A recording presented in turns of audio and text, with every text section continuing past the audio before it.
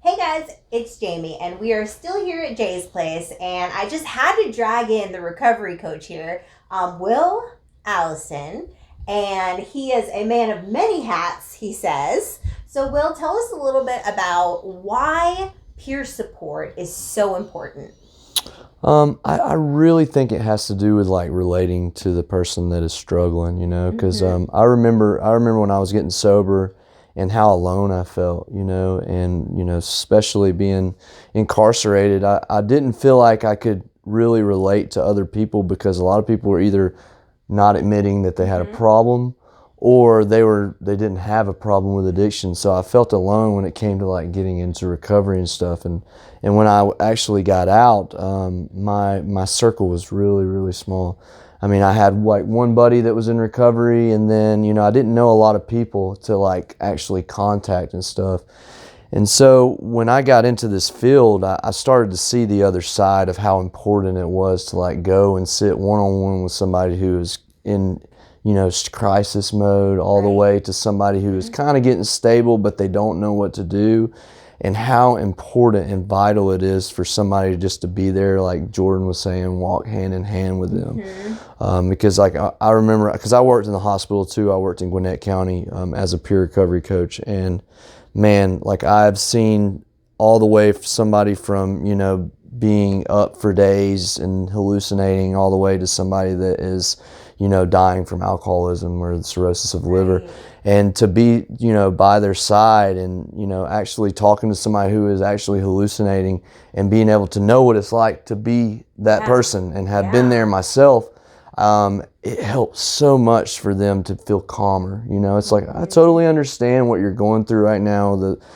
Everything that this world that you've created in your head seems very true, but I'm here to let you know that I understand that, but it's not true, man. And to calmly kind of talk them off that ledge, and that I've noticed that.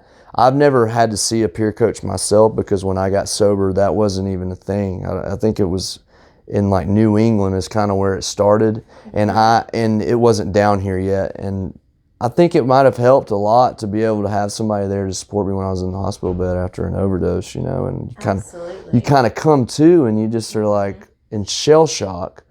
Um, and I've been there for a lot of people, and I've had all of my people I've worked with have had similar situations happen to them in their life, and then they've been there for other people as well. So it's really cool, man. I think it's very vital for our peers, for Mm-hmm. sure. So, when did you come into recovery? I got sober in October of 2016. Okay, okay. And what was your pathway? My pathway started out in a 12-step community. I'm a polyathlete, so I do a lot of different stuff. I'm an MMA fighter. I train. I skateboard. I snowboard. I wakeboard. So I use a lot of different pathways, like all this, like Right. especially like activities and stuff, like outdoors activities, Mm-hmm. hiking and stuff like that. That's a lot of my pathway too. But 12-step is like my base, and Right. then therapy and all these other things I just kind of add into it. I don't like to kind So, of how pigeonhole important it. do you think it is to have like a whole, total body health treatment in recovery? Like you were saying, you do all the outdoor stuff, you do the counseling, and then you have the the steps, and then you also have your network. Hmm. So what are the benefits you think from having that whole kind of total person Hmm. treatment? Yeah, it's kind of like a holistic, I guess, approach. I'm one of these people that when I used drugs or substances, whatever you want to say, I used everything. I was the type of guys like, give me more. It Right. doesn't matter what it is. So I have to approach my recovery the same that I did with my addiction. I'm Mm-hmm. constantly adding stuff in.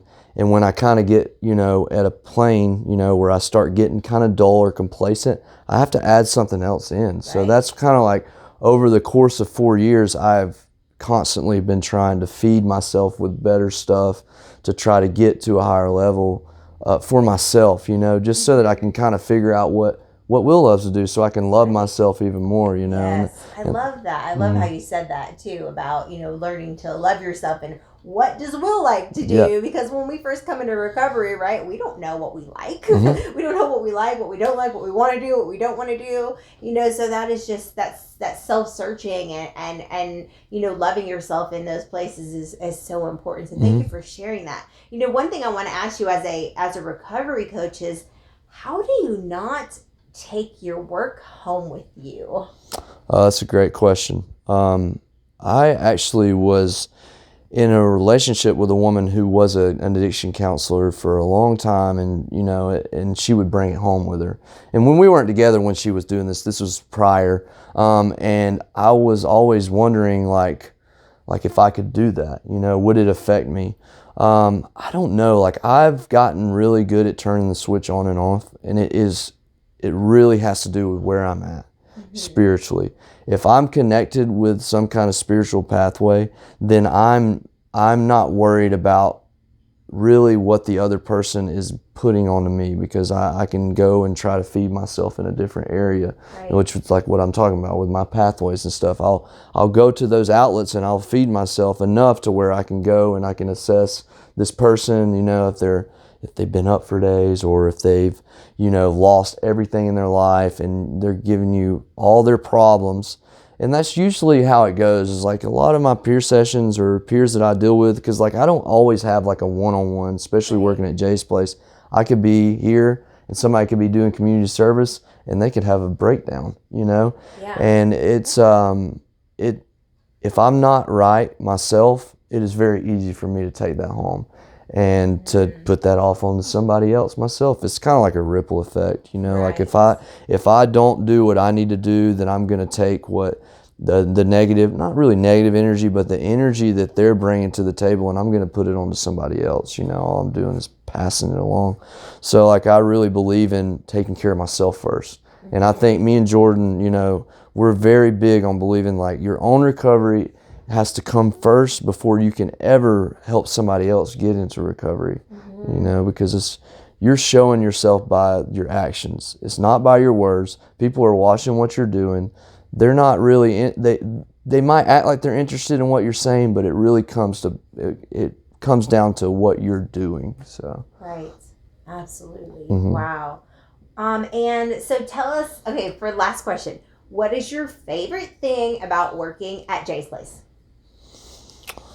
Favorite thing about working at Jay's place? I get to do what I love to do every day. I didn't mention this so Jeffrey, the place is named after my best friend that passed away. Oh, yeah, okay. So I came here because of that. So he passed away in 2012, and it was very rough for me. I went down a really dark path for a long time because of, his passing. And then when I got sober, it was kind of like all the feelings come in. And this place wasn't even around yet, but Jordan came here, and then I was like, okay, I feel comfortable with her. Like, I kind of knew her. I knew her, around the same circles. So I came and met with her. I was like, this is where I need to be. So you let me know when you're ready to hire me. Yeah. And so wow, it wasn't, knew. Oh yeah, I told her, I was like, I'm going to be working here. I was very confident about coming here. I knew, of course I knew Jeffrey's family and stuff. And I was like, I want to be here, So I told her that, and then it kind of worked out the way it did. And now it's like, it's not just about him anymore. It's more like this has become a community foundation. Like it helps so many different people. And I get to come to work and not even feel like I'm working. Like I get to do something I love to do every day. And, my brother's always giving me crap about it. He's like, you have a cake job. And I was like, my job it seems cake to you because I love what I do. Yes. I work hard for sure. Yeah. It just looks like that on the outside because it's easy to me, it really is. So that's. Yeah. So a job is no longer a job when you love what you do. Yes. Yes. Yeah. Awesome. Well, thank you so much. And we've just had I've got Sarah Corley over here hiding in the corner.